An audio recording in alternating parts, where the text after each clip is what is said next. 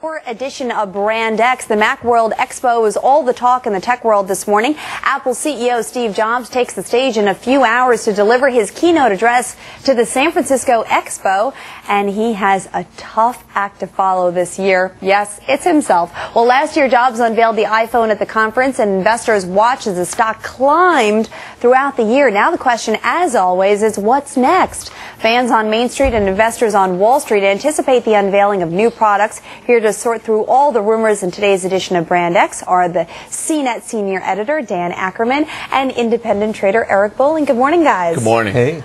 All right, so Dan, what are they going to come up with this year after the iPhone?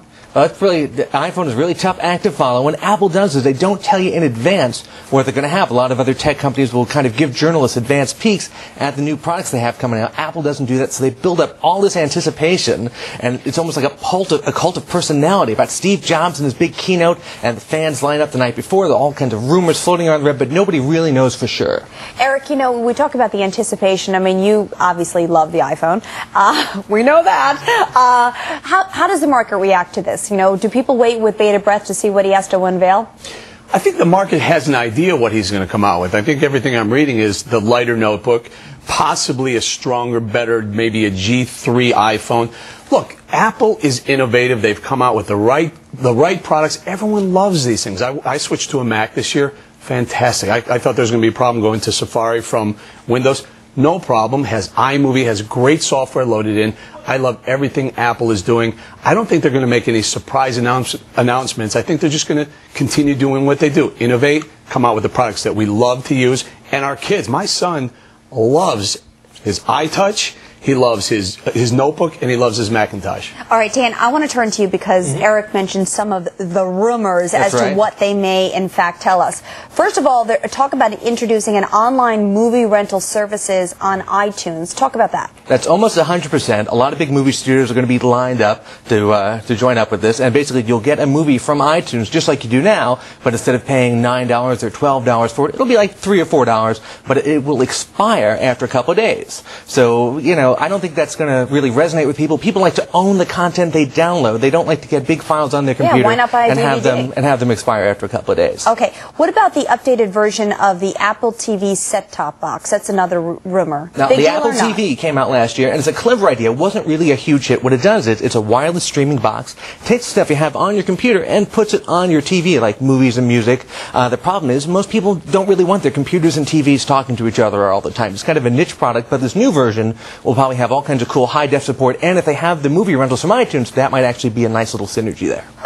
Okay. Now, as Eric mentioned, possibly an ultra-mobile, really thin laptop. Talk about that. I think we're definitely going to see a new notebook of some kind this year, and the smart money is on an ultra-portable, but for Mac, that might mean something that's the same size as a current 13-inch, but really, really super slim, less than an inch thin, and probably aluminum. Now, what about with the iPhone, G3, G8? I've seen everything in the research. What are we expecting? I don't think we're going to see that. I think at most for the iPhone, we'll see a 16-gig version, which is twice as big as the current one, and we'll definitely see a software development kit that's an SDK, and that will let other people write software for the iPhone. Maybe cheaper?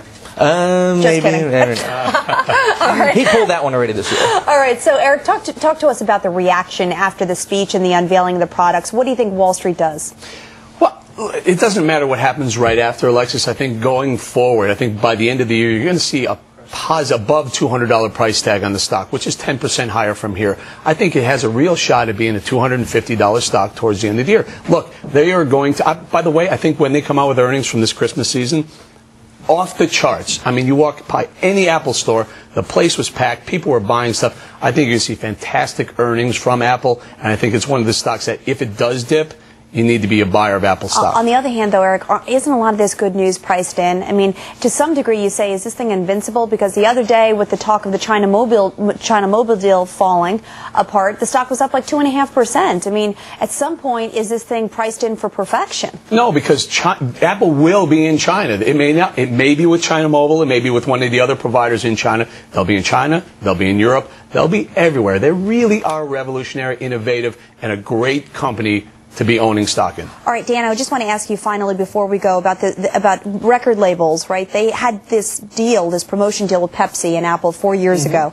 Now they're talking about there were those with 100 million songs in the Super Bowl. Now it's Pepsi and Amazon. And Amazon, yes. What's going on there? Why not Apple?